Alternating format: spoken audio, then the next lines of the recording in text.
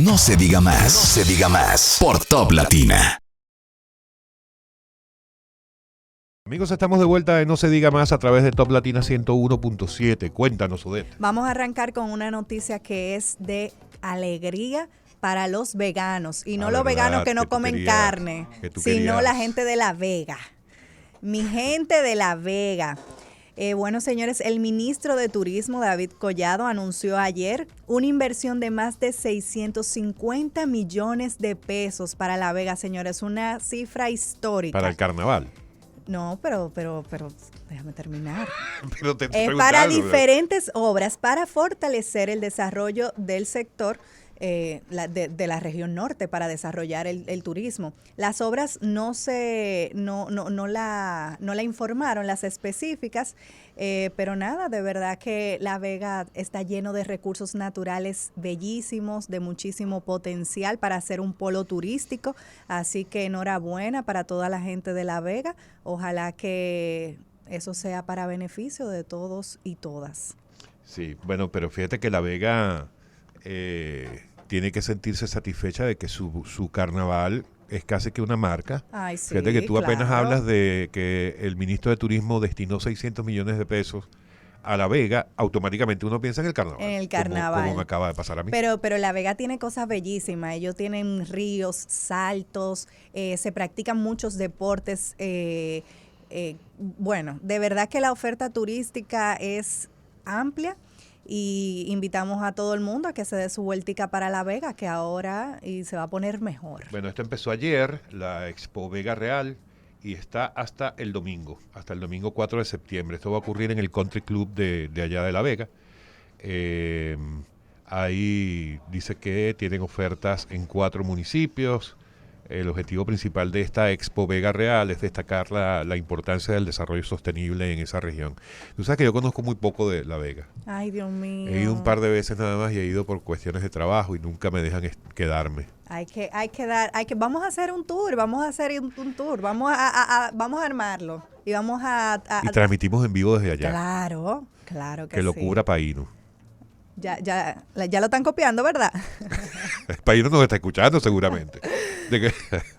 Pero bueno, no, de verdad que vale la pena ir por esa zona. Lo que a mí más me gusta de esa zona, definitivamente el clima. Ay, qué rico. O sea, clima espectacular. Uno no está preocupado por el calor ni la cosa, ni estar sudando, ni nada de eso. Pero bueno, mira, son las 12:21, estamos en No se diga más. Amigos, recuerden que pueden seguirnos a través de No se diga más radio en Instagram, No se diga más RD en Twitter, además de seguir nuestros principales contenidos, tanto en YouTube como en Spotify, colocando en el buscador simplemente No se diga más radio, así como también pueden comunicarse con nosotros a través de nuestro número telefónico, el 809-542-1017, a través del cual ustedes pueden tanto llamarnos como hacernos llegar, por ejemplo, una nota de voz vía WhatsApp y nosotros con muchísimo gusto le escuchamos. Vamos a darle la bienvenida a nuestro primer invitado del día de hoy. Me refiero al presidente de Acroprovi. Acroprovi. Esas siglas a mí siempre se me complican. Perdóneme, Jorge. Bienvenido, Jorge Montalvo, presidente de Acroprovi, que es la Asociación Dominicana de Promotores y Constructores de Vivienda. Bienvenido a No se diga más. ¿Cómo está usted? Bienvenido. Saludos a todos ustedes. ¿Le dio tiempo de almorzar o...? No, todavía. Okay. Eso va ahorita. Cuando salgamos de acá. Sí, así es. Bueno, bienvenido. Con usted siempre tenemos muchos temas de los cuales conversar. Y particularmente en este momento pareciera ser un momento importante porque todo indica que los precios de las viviendas como que siguen disparados.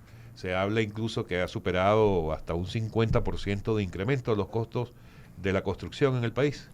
Mire, ciertamente el tema de los costos ha sido una constante desde el inicio de la pandemia y precisamente en ese lapso de tiempo se ha disparado el costo del metro cuadrado de construcción en un 40%, según los datos que publica mes por mes la ONE, la Oficina Nacional de Estadística, que lleva el índice de costo de la vivienda.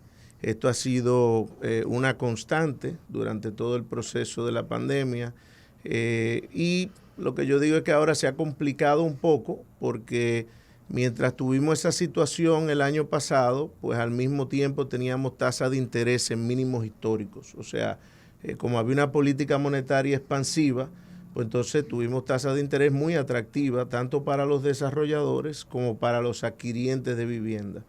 Pero precisamente por el tema de la inflación, a partir de final del año pasado, las autoridades monetarias tuvieron que empezar a hacer una restricción del crédito. Sí, la tasa de política monetaria. Y eso ha provocado que las tasas se vayan disparando. O sea que este año tenemos un escenario muy diferente porque seguimos teniendo las alzas en los materiales, pero al mismo tiempo tenemos alza en las tasas de interés y el sector siempre reacciona muy bien al tema de la tasa, de financiamiento, tanto para adquirientes como para promotores. Claro.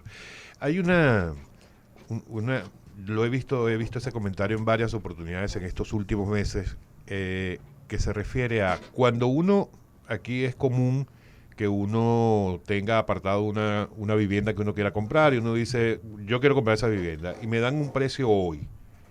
Ese apartamento cuesta 10 millones de pesos. Si esa torre ya está construida, o sea, ya está terminada, ¿por qué tiene que incrementarse por el tema de la inflación?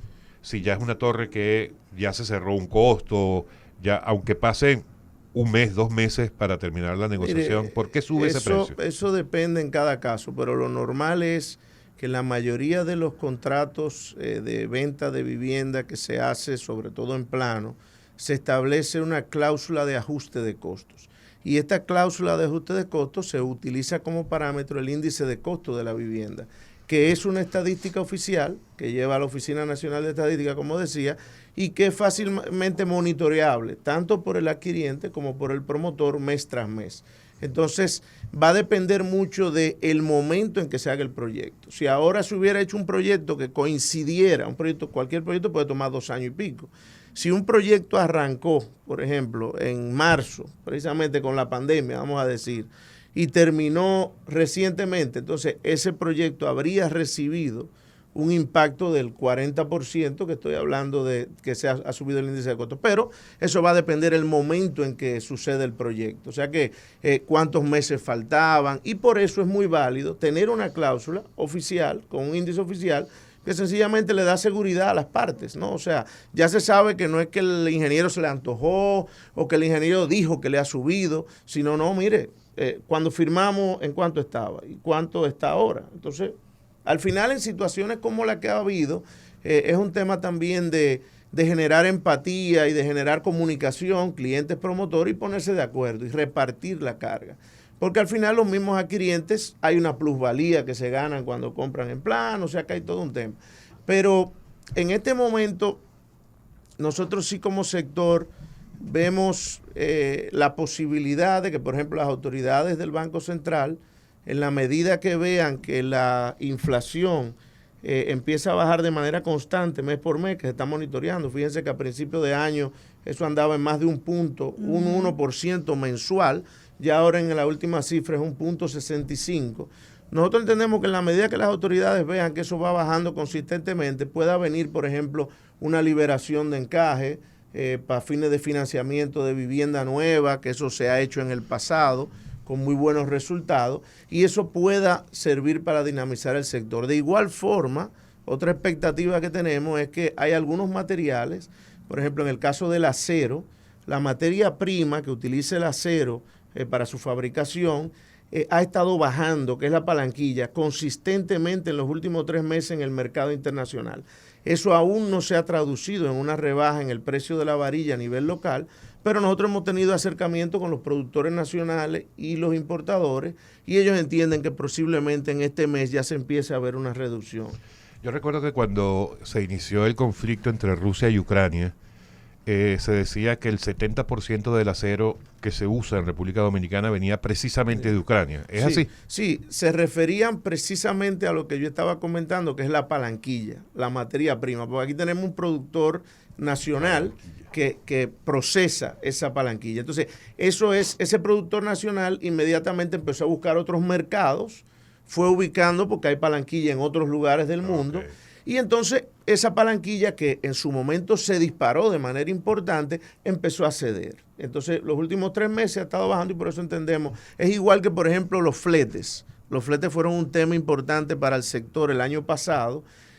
¿Por qué? Porque un flete de China que costaba antes de la pandemia menos de $2,000, llegó a costar hasta $22,000. ¿Qué significa eso? Que a veces se pagaba más de transporte que lo que traía adentro. O sea, costaba más transportar que lo que traía adentro. Entonces, ¿qué ha sucedido últimamente? Que también de manera consistente ha empezado a bajar. No ha llegado a los 2,000, pero anda por los 12,000, y esto no se ha traducido todavía en una rebaja de precios de esos materiales a nivel local, que es lo que esperamos que empiece a suceder, para ver si con esos elementos que he comentado el sector puede dinamizarse de nuevo, porque la ralentización es evidente. Por ejemplo, si ustedes ven la cifra de Banco Central, un sector que el año pasado creció 23.4%, el segundo mayor de la economía. Este año, por ejemplo, en el primer trimestre teníamos un 6, pero en la siguiente 4. En el siguiente reporte 2, y estos son datos de Banco Central, y en el que publicaron esta semana ya vamos por 1.9. Y si tú lo miras de manera un mes contra el otro, porque eso es acumulado, si tú lo miras julio 2021 contra julio 2022, estamos en menos 4.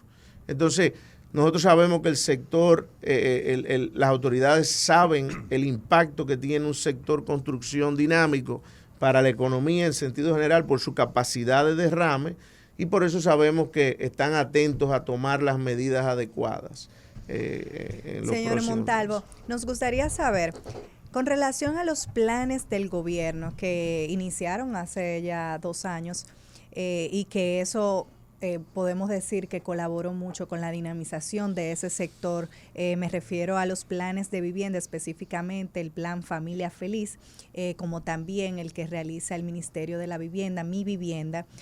¿Cómo esto ha impactado el sector? ¿Cómo se sienten los constructores de vivienda con relación a esos planes? ¿Y qué nos puede decir de los avances? Mira, nosotros desde el principio apoyamos firmemente esas iniciativas, porque la realidad es que el tema de la vivienda social no había podido ser atendido por el sector privado, porque siempre en todos los países del mundo el tema de vivienda social requiere un apoyo del Estado. Pero aquí anteriormente tampoco se había abordado ese tema de manera efectiva, porque un gobierno que puede hacer 200 viviendas al año en un país que tiene un déficit de 1.500.000, no hay forma de crear un impacto. Estos planes sí pueden dar resultados por la forma en que están estructuradas, porque el gobierno es más bien un facilitador. O sea, van a dar subsidios a la tasa para los adquirientes, van a dar incentivos, subsidios al inicial. Entonces van a facilitar que la persona pueda adquirir la vivienda. Pero por otro lado, la idea es involucrar al sector privado, que sea el sector privado en que ponga la otra parte. Yo ahora tuve la oportunidad de participar en el encuentro de Uniapravi en Panamá la semana pasada, y con participación de diferentes países, con todo lo que tiene que ver con política de vivienda. Y es increíble, por ejemplo, el impacto que ha tenido la vivienda social en Colombia, que es el modelo sobre el cual está referido el modelo dominicano. Actualmente en Colombia el 65% de la vivienda que se construye es vivienda social. O sea, con todo el impacto que eso tiene, porque va a la base de la pirámide. Y ha funcionado muy bien, y el sector privado se ha involucrado muy bien y ha contagiado de su eficiencia en los procesos a todos estos planes. En Panamá también. Al de Colombia, el que se llamaba Vida Digna, Casa Digna, que implementó el presidente hay dos, Duque. porque ellos tienen, ahora se me puede ir el nombre, ellos tienen uno que es de adecuación y tienen otro que es de vivienda nueva. Esos datos del 65% entiendo que es en vivienda nueva, o sea, 65%. Entonces, yo creo que esos planes han empezado a rodar, empezaron el año pasado, han tenido inconvenientes por el mismo tema de la alza de los materiales, porque tú tienes que tener estabilidad, o sea, tú tienes que tener unos, o sea, ya después que tú haces después que tú le calificas a una persona, porque ese es el tema, o sea, en el bajo costo y en la vivienda social, la diferencia a veces entre que una persona pueda acceder a un financiamiento o no, pueden ser 1,000 pesos en una cuota. Entonces, fíjate lo delicado que es. Si hubo un ajuste en los costos, Si ahora yo tengo que tomarme en el banco, yo no puedo porque tal vez estoy a tope. Entonces, es como yo digo, yo creo que ahora más que nunca, sector privado y sector público están en un mismo barco con este tema. Una de las herramientas que, por ejemplo, tiene el Estado para ayudar con este tema de la vivienda social y aparte de motivar esos planes, es, por ejemplo, lo que tiene que ver con el tope de la vivienda de bajo costo. El año pasado se tomó una medida muy importante. Nosotros inclusive habíamos tenido la oportunidad de solicitarle al presidente eso desde principios de año.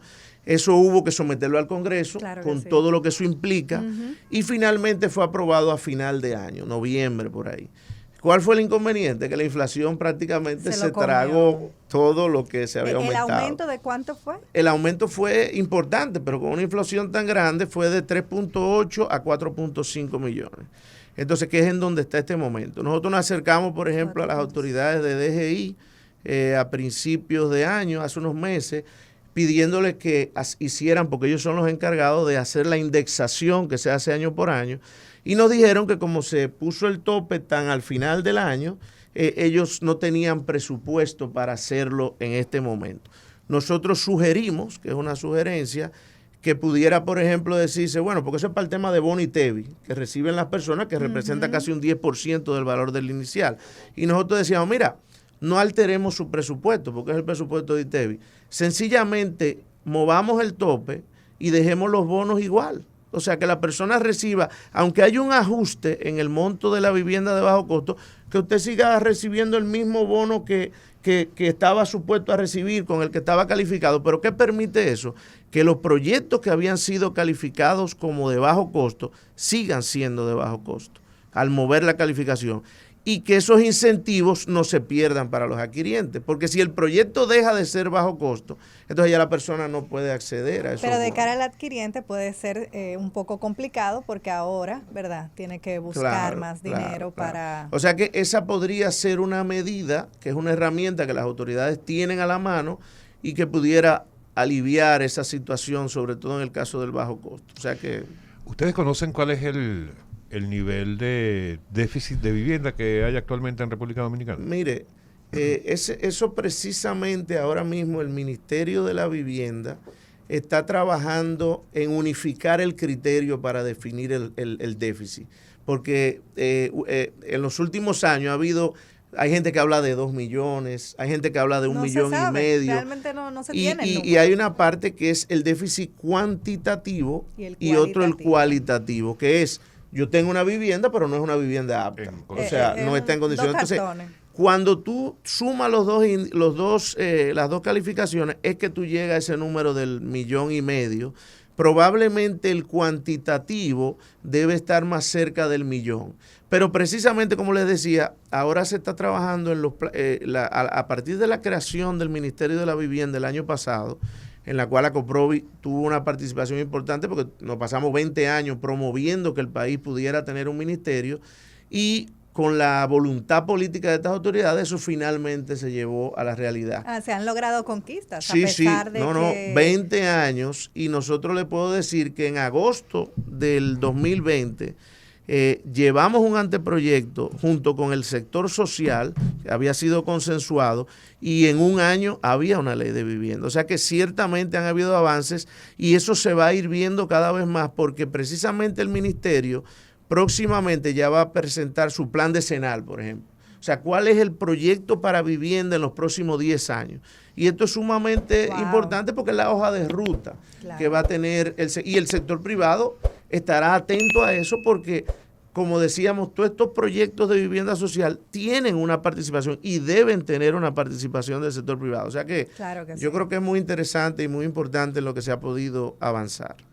En términos de cuando se le da un financiamiento a familias de no tantos recursos, por no llamar vulnerables, porque son de pocos ingresos, ¿ustedes tienen la misma información que las entidades financieras en cuanto a que ese tipo de personas son las que tienen un nivel de morosidad menor cuando toman préstamos? ¿Ustedes coinciden en eso? Así es.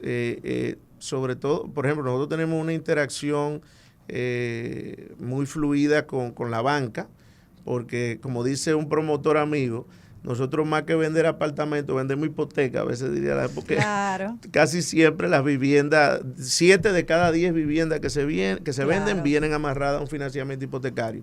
Y la información que tenemos de parte de la banca es que precisamente la vivienda de bajo costo es la que tiene la menor morosidad en toda la cartera hipotecaria. Estamos hablando de menos de un 1%. O sea que el sector de bajo costo paga bien. O sea, cuando invierte en una vivienda, cuando hace ese sacrificio, no deja perder la vivienda.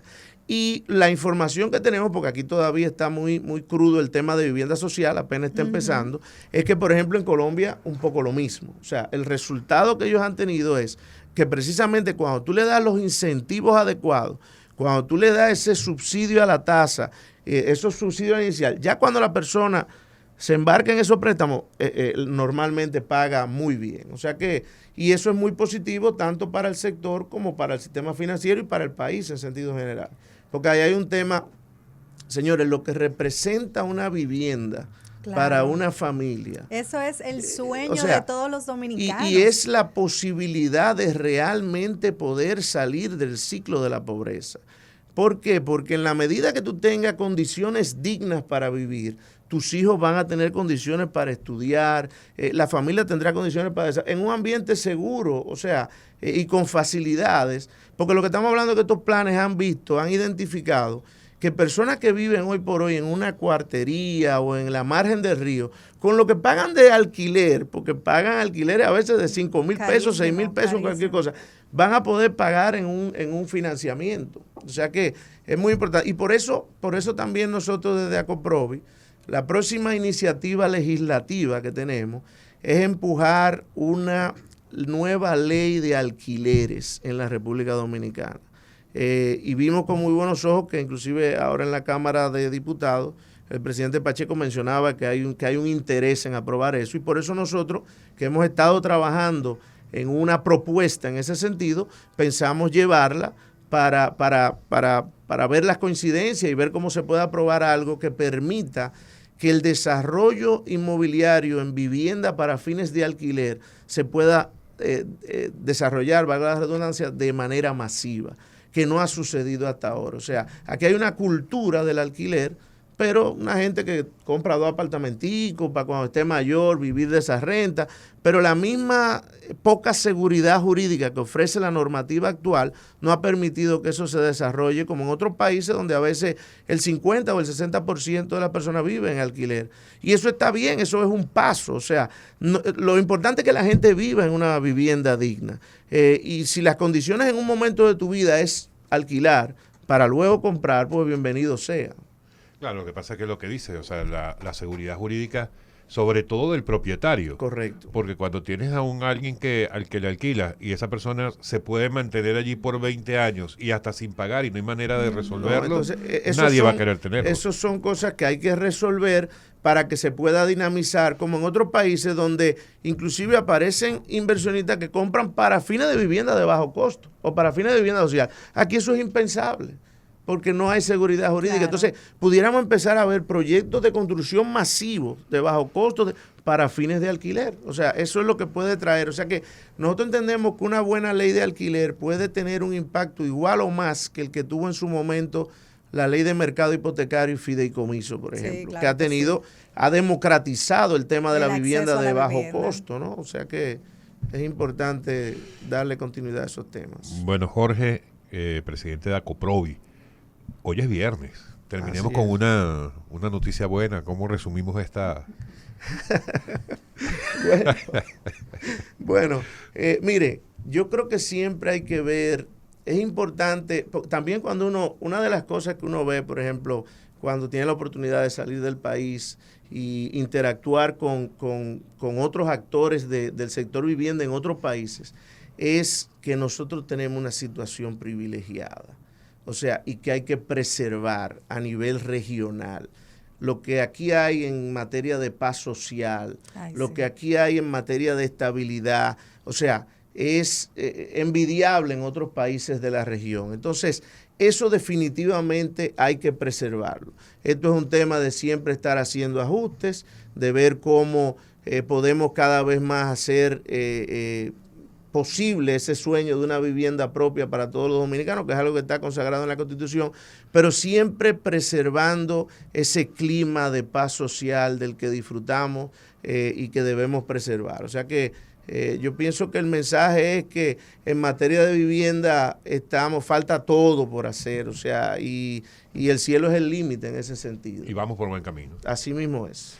Señores, ha sido Jorge Montalvo. Muchísimas gracias, señor Montalvo. Muchísimas gracias. Jorge Montalvo, presidente de la Asociación Dominicana de Promotores y Constructores de la Vivienda, ACOPROVI, en No Se Diga Más. No se diga más. No se diga más. Por Top Latina.